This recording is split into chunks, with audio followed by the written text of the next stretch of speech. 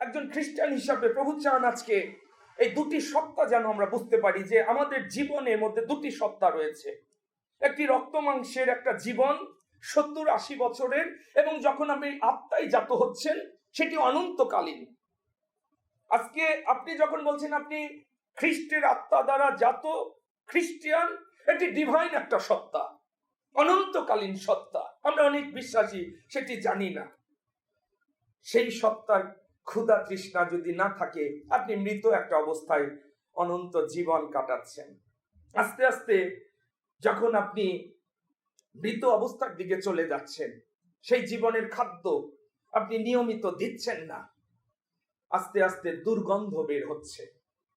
মনে রাখেন, মৃত একটা খ্রিস্টীয় জীবনের ভিতর থেকে দুর্গন্ধই যে আজকে হিংসা, বিদ্বেষ, এগুলো সেই পচা অস্থির মতো দুর্গন্ধ স্বরূপ একটা জীবন আজকে চারিদিকে পরিলক্ষিত হচ্ছে।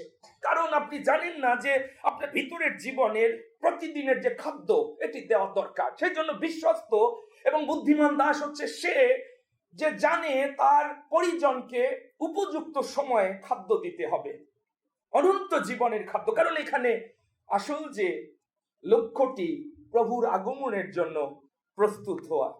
এবং আমি দেখছিলাম বাইবেল এই কথা বলছে, যারা খ্রিস্টের সেবক, প্রভু যাদেরকে তিনি মনোনীত করেছেন, নিযুক্ত করেছেন, বলছে তারা হচ্ছে ঈশ্বরের নিগুড় তত্ত্বরূপ ধনের অধ্যক্ষ। আপনার হাতে প্রভু কিছু স্বর্গীয় ধনের দায়িত্ব দিয়েছে, যেন আপনিও ধনবান হন এবং এই ধন বিতরণ করতে করতে এই ধনে আপনার পরিজন ধনবান হয়ে ওঠে। আজকে আমরা অনেক খ্রিস্টান জানি না যে এই ধনে যতক্ষণ আমি ধনবান না হচ্ছি, ততক্ষণ আমার জীবন আশীর্বাদের জীবন হবে না, ফলবান জীবন হবে না। সেই জন্য প্রভু মণ্ডলীকে তিনি সুসমাচার প্রচারক, পালক, শিক্ষাগুরু, এই বরপ্রাপ্ত ব্যক্তিদেরকে দান করেছেন, একটা দায়িত্ব দিয়েছেন।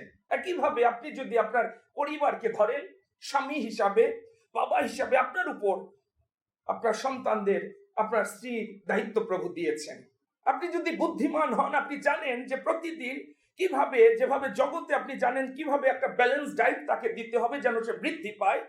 নিশ্চয় আপনি সেই প্রজ্ঞা যদি পান, আপনিও সাবধান থাকবেন যে কিভাবে আস্তে আস্তে তাকে অনন্ত জীবনে বৃদ্ধির দিকে নিয়ে যেতে হবে। বাইবেলে ঈশ্বরের বাক্যকে কয়েকটি বিশেষ নামে প্রকাশ করা হয়েছে। একটা হচ্ছে ব্রেড অফ লাইফ, এটি হচ্ছে জীবনের রুটি। দুধের সাথে তুলনা করা হয়েছে, বাক্যকে মাংসের সাথে তুলনা করা হয়েছে। তাহলে অনন্ত জীবনে যদি আপনি ঠিক মতো নিয়মিত খাদ্য না পান, রুটি, দুধ এবং মাংস, কিভাবে আপনি বৃদ্ধি পাবেন? আস্তে আস্তে বালক থেকে যুবক হবেন, যুবক থেকে আস্তে আস্তে আরো প্রাপ্ত বয়স্কা হবেন। সেই লক্ষ্যে প্রভু আপনাকে এগিয়ে নিয়ে যেতে চায়। সেজন্য যে বুদ্ধিমান দাস, সে লক্ষ্য রাখছে তার পরিজন বৃদ্ধি পাচ্ছে কিনা, প্রভুতে সে আস্তে আস্তে ফলবান হয়ে উঠছে কিনা। যিশু সেই জন্য যখন বিস্তর লোক তার পশ্চাৎ এসেছিল, তিনি প্রশ্ন করেছিলেন, কিসের অন্বেষণ করছো? কারণ তিনি দেখেছিলেন তারা শুধুমাত্র এই যে একটা সত্তা, প্রিন্স শমুয়েল সরেন একটা সত্তা, রক্ত মাংসের একটা সত্তা, কিন্তু যখন পাস্টর বলছেন, যখন খ্রিস্টান বলছেন খ্রিস্টের আত্মা দ্বারা একটা ডিভাইন সত্তা আমার ভিতর রয়েছে, প্রতিদিন সেই সত্তাকে জীবিত রাখার জন্য। সেই জন্য সাধু পল বলছে রোমিও 12 অধ্যায়, জীবিত, সেই জীবন জীবিত কিনা, মৃত না। ঈশ্বর হচ্ছে জীবিতদের ঈশ্বর। জীবিত, পবিত্র, প্রীতিজনক করে ঈশ্বরের সামনে তোমরা তোমাদের নৈবেদ্য উপস্থিত করো। এবং বাইবেলে যদি আপনি খ্রিস্টান জীবনের 3টি স্তর দেখেন, প্রথম যোহন 2 অধ্যায়, সেখানে বলছে শিশু, যুবক এবং পিতা, এই কয়েকটি লেভেলের কথা বলা হয়েছে। আস্তে আস্তে আপনি যখন বৃদ্ধি পাবেন, অর্থাৎ আপনি যদি প্রতিদিন পরিমিত খাদ্য সেই সপ্তাহে গ্রহণ করেন। অনেক বিশ্বাসী আজকে মৃত, কারণ তারা প্রতিদিন প্রভুর বাক্য সেটি ভোজন করে না, তারা প্রভুর বাক্য গ্রহণ করে না, হজম করে না, ধারণ করে না।